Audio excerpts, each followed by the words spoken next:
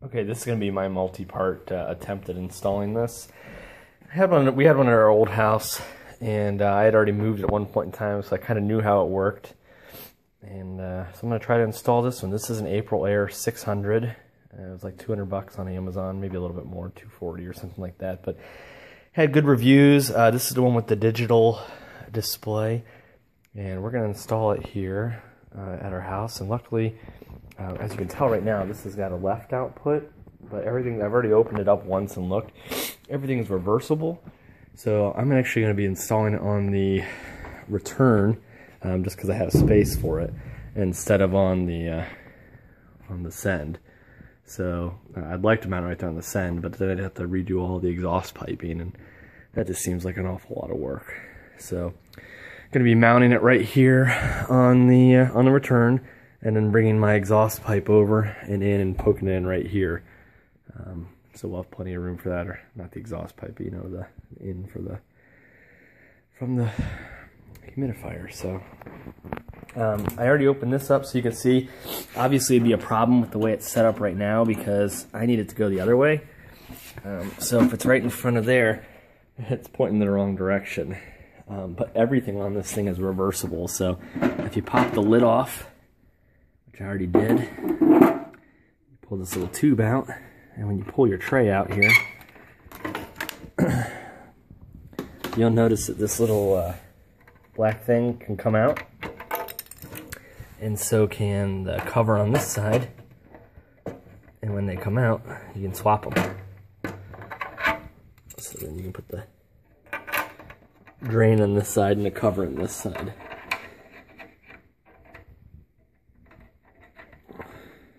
You get the idea, but the cover will go on that side. And then you can even switch the Aprilaire thing by flipping it over here and squeezing it and popping it out. And you can put it in the other way, so that even shows the right way for you. So now when it's hanging up, it'll look the right way for me. So it came like this. I'm going to put it like that. So now when it's hanging up on there, even their logo will look correct. So everything is reversible, left and right mount. This is an acceptable form of installation according to the installation documents. You can either do it on the supply or the return. Of course, I can't get that to focus very well here, but it does allow you to do it on the supply or the return. It's not going to focus here. I'm sorry. There you go.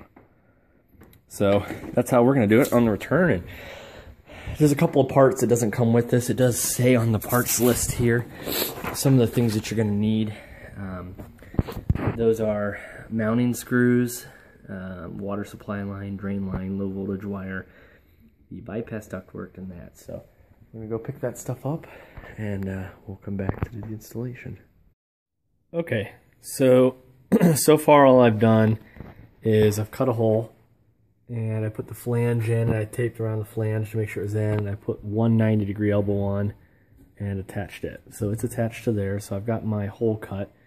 And then I've also had to do some wiring. So when whoever put the furnace in originally hardwired it directly in to the furnace with no switch, which is just not good practice, because if you want to switch, hit it off, you don't have to shut off the whole circuit.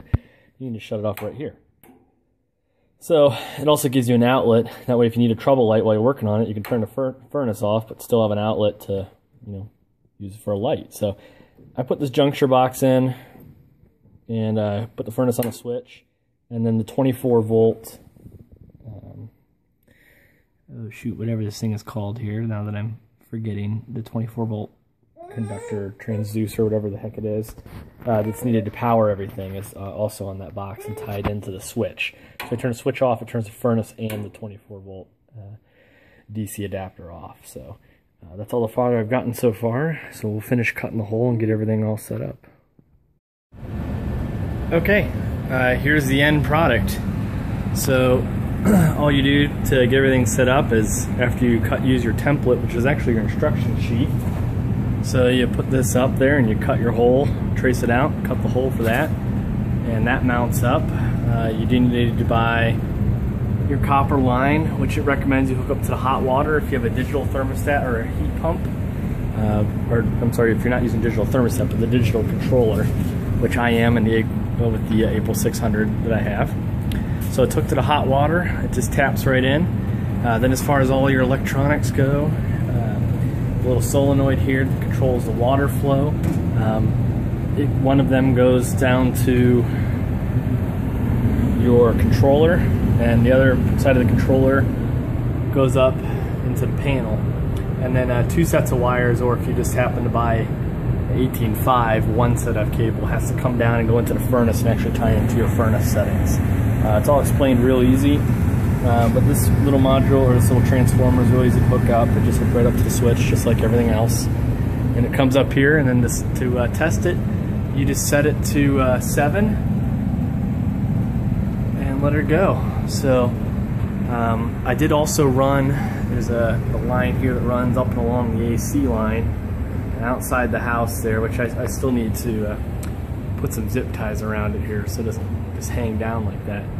But I just took it out right where the AC goes out, and that's for the thermostat control, automatic humidity control. So, but yeah, that's all there is to it. It's actually relatively straightforward. I had some setbacks, but just trying to find tools and everything else. So, you know, easily a 2-hour project for the average person if you just have everything ready to go and only have to make 1 trip to the hardware store. So, but all in all, hopefully it'll help cut down on chapped lips and everything else, and help us keep the house a little cooler with the humidity installed. So that's it. If you have any questions, just ask below.